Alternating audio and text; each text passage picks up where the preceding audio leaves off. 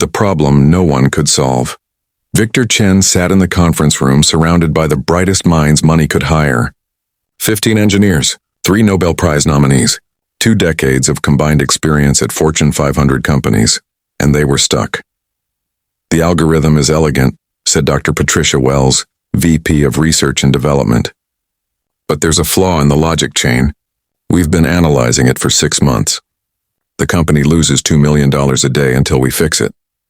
Victor, at 61, had built Chen Innovations into a $200 billion enterprise. But this problem had humbled him. The software glitch affected millions of users worldwide. The stock was tanking. Investors were calling. "Keep working," he said, though he heard the weariness in his own voice. The late night.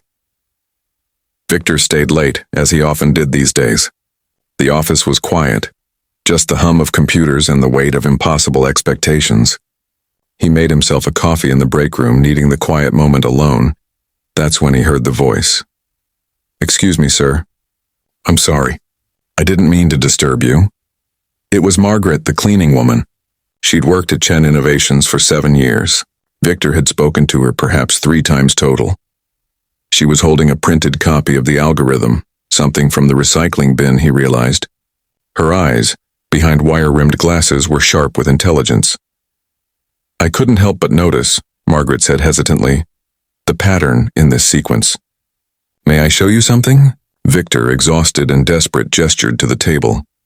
Margaret pulled out a pen from her pocket and in 30 seconds drew a small diagram. "See here? The problem isn't in this section everyone's examining. It's in the handoff protocol. You're processing data linearly when it should be distributed across 4 parallel streams. The bottleneck isn't in the code, it's in the architecture." Victor stared at the page, then at Margaret. She was watching him nervously, as if she'd said something terribly wrong. "I'm sorry, sir. I probably shouldn't have." "Who are you?" Victor asked quietly. "I'm Margaret Reeves. I clean the offices." "No," Victor said slowly. "Who are you?" The truth unfolds. It took 3 hours and several conversations, but the story emerged. Margaret had earned a PhD in computer science from Stanford.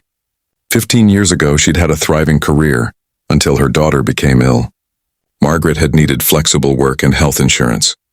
The cleaning job offered both. She'd made peace with it, she said. Her daughter was healthy now. That was what mattered. "But you have this gift," Victor said, gesturing at her diagram, which had just solved a $200 million problem in seconds. "I have a gift," Margaret agreed calmly. "But I also have contentment. For a long time I was chasing the next promotion, the next title, the next achievement. I was so busy climbing, I missed my daughter's childhood. When she got sick, everything changed. I realized I'd been building the wrong empire." Victor felt something crack open inside him. "Do you regret it?" he asked. "Not a day of it," Margaret said. "Though I'd be lying if I said I didn't miss the work sometimes. The intellectual challenge, but not enough to miss being present for my life."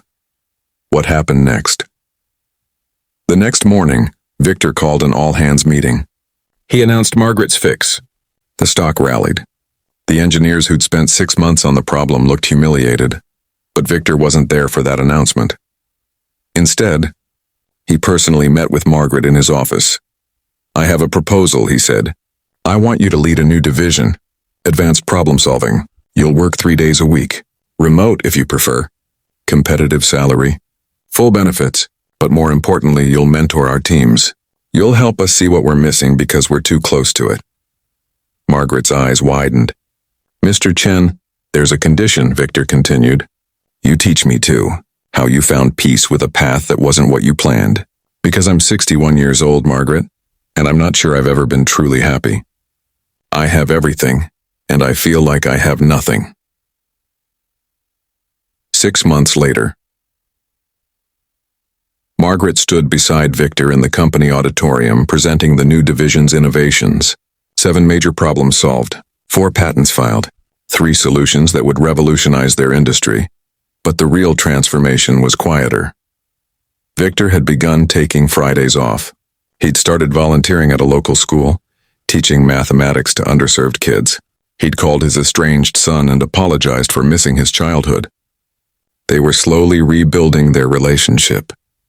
"You know what Margaret told me?" Victor said to his leadership team one morning. "She said success isn't a destination. It's a choice we make every day about what matters. Some days it might be solving billion-dollar problems. Some days it might be having coffee with your grandchild." Dr. Wells approached him afterward. "Sir, how did you change so quickly?" Victor smiled. "I had a cleaning woman solve my most important problem, and she did it in 30 seconds because she wasn't carrying the weight of needing to prove anything. She just saw clearly." He paused. "Maybe we should all spend a little time cleaning away what doesn't matter." The epilogue. A year later, Margaret was on the cover of Forbes, the genius who chose meaning over status. But the real story was quieter. Victor and Margaret became partners, not romantic, but intellectual and spiritual companions. They started a scholarship fund for single parents returning to education.